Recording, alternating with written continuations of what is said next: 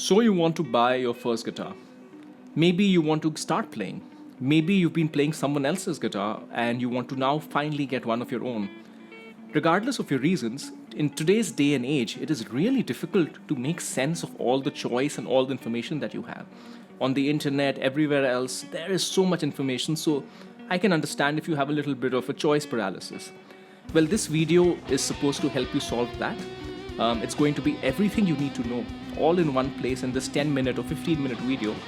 I've bought more guitars than I can remember. You can see the result behind me. But much more importantly, I have helped numerous people figure out how to buy their first guitar. I'm going to try and distill down that particular piece of advice down into this video. We'll cover everything you need to know, which brands, what you need to look out for, some critical mistakes that you should not be making. So everything is going to be right here. Let's get right into it.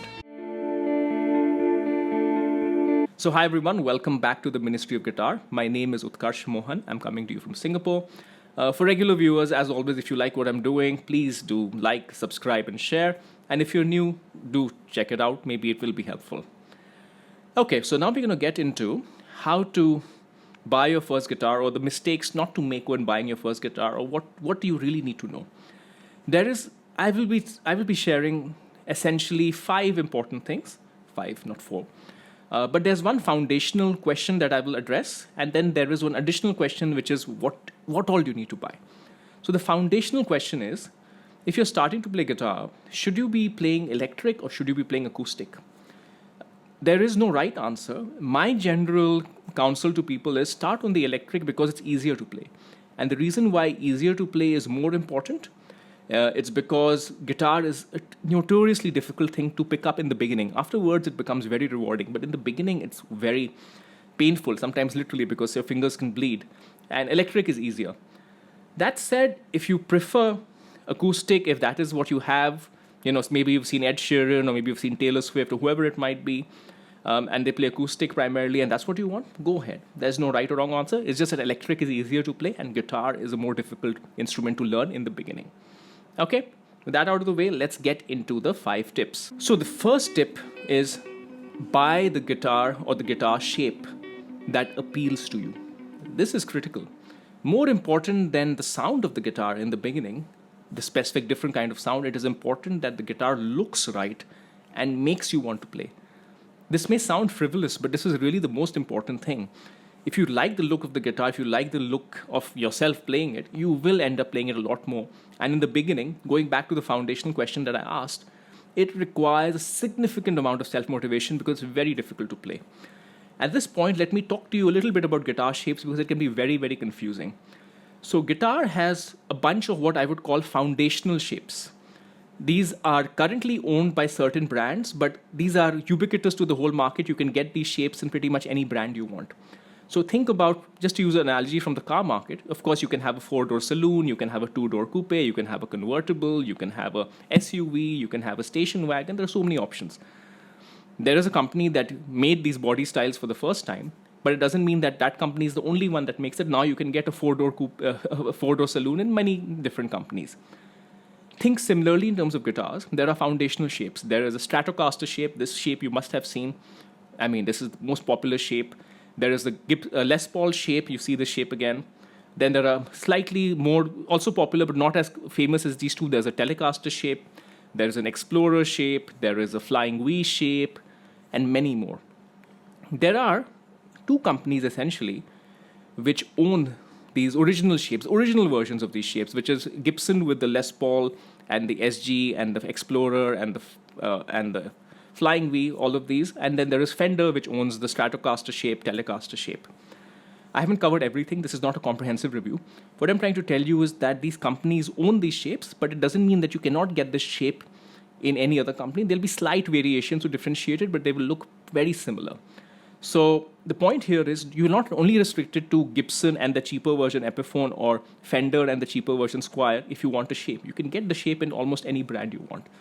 But understand this is how the shapes works. And if you really, really want the original shape that came out in 1950 something, then when you're getting your first guitar, probably something from the Gibson or Epiphone or Fender and Squier becomes the choice. Going to the second tip. Don't buy a very expensive guitar to begin with, that's obvious. But certainly do not buy the cheapest thing that you can find. Now, this is not me trying to promote the guitar market. The reason for this, for you as a guitarist, is very selfish reason. Guitar, as I told you earlier, is very difficult to pick up in the beginning. So you have to buy something that is easier to play. And what happens is at the bottom end of the market, the guitars are very difficult to play. There are a bunch of reasons, but a simple way to think of it is that when you have faster manufacturing, you cut more corners, so the guitars are more difficult to play. So do not buy the cheapest thing. Do not buy that $150 or $200 guitar, unless that is the only thing you can afford. But assuming that you can afford a bit more than that, assuming you can stretch to afford a bit more than that, I would recommend buying the, the entry level from some of the major brands. And let me talk to you what these entry levels are. So the major brands are Gibson, their entry level is Epiphone.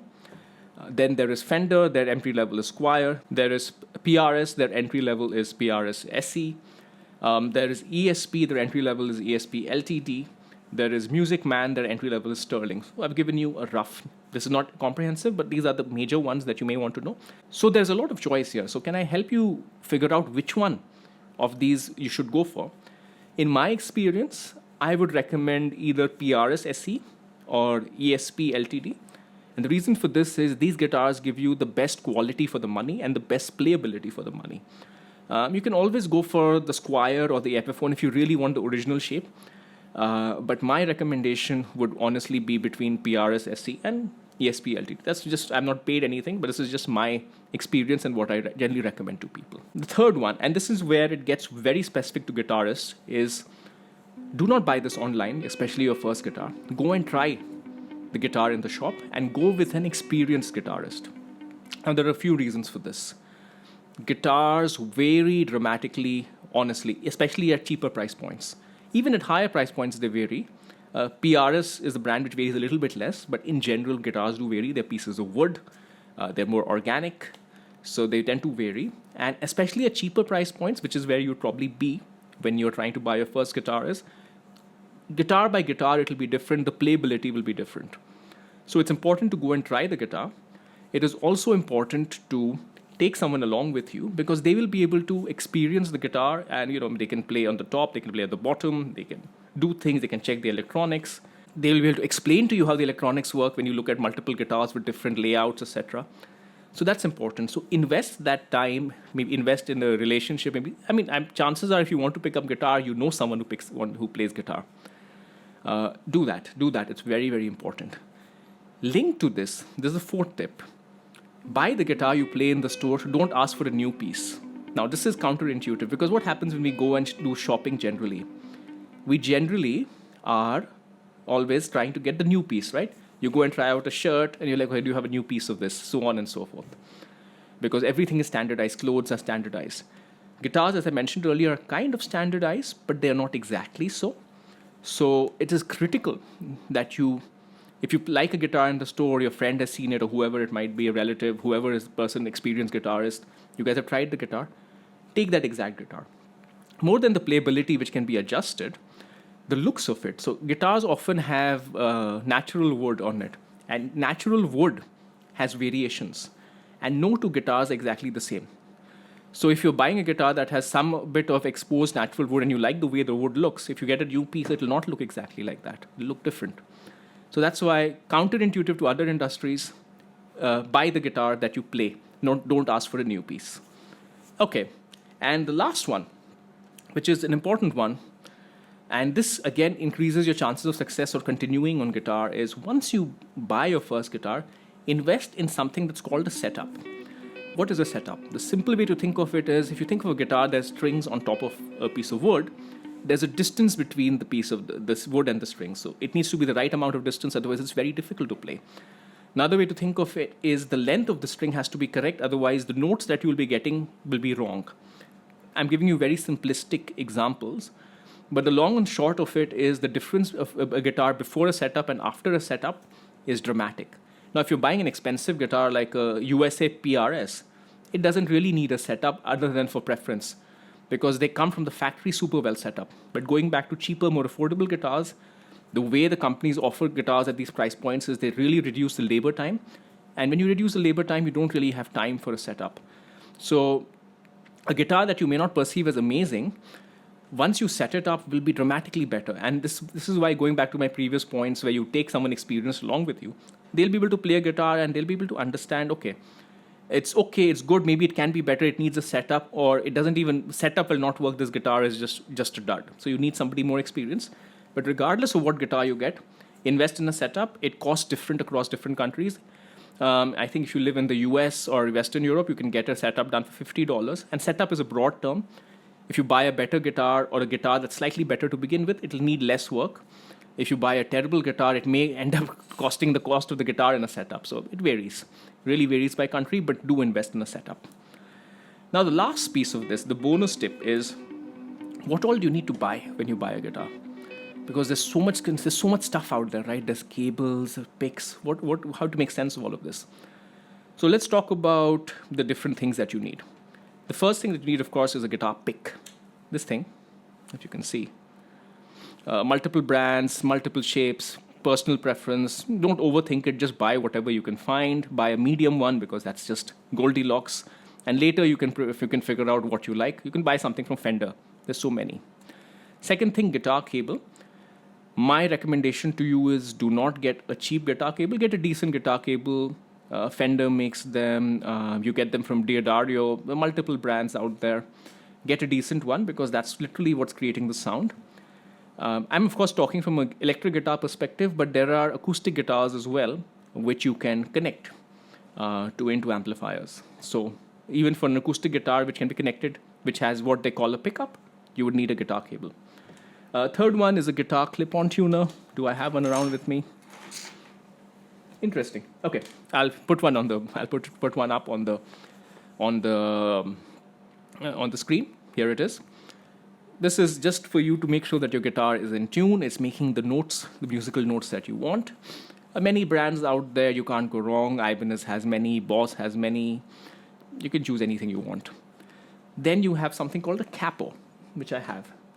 Now, especially when you're learning new songs, what you will find is often with acoustic guitar and often with pop artists, they often put a capo, and this changes the relative notes of the guitar.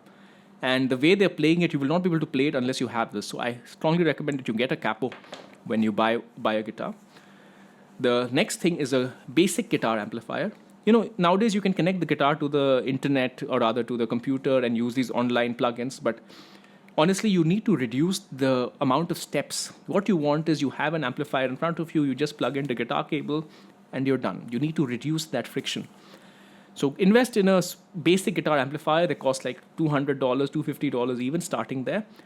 I honestly recommend anything like something like a Boss Katana.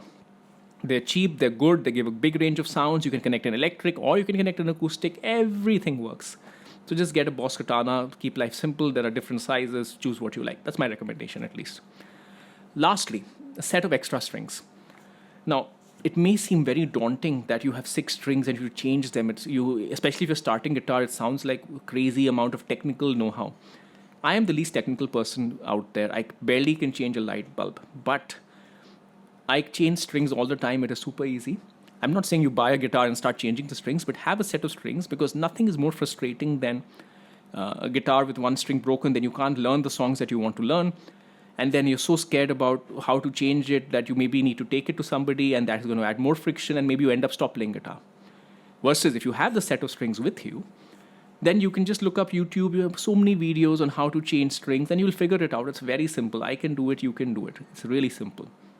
Okay, so this is it. This is the comprehensive 10 to 15 minute video to tell you everything that you need to know about getting your first guitar. Of course, it is not fully comprehensive, but I do believe this has most of the information that you require. I hope it was helpful. If you find it helpful, please do like and do share it with people who could find this particular resource helpful. All right, till next time.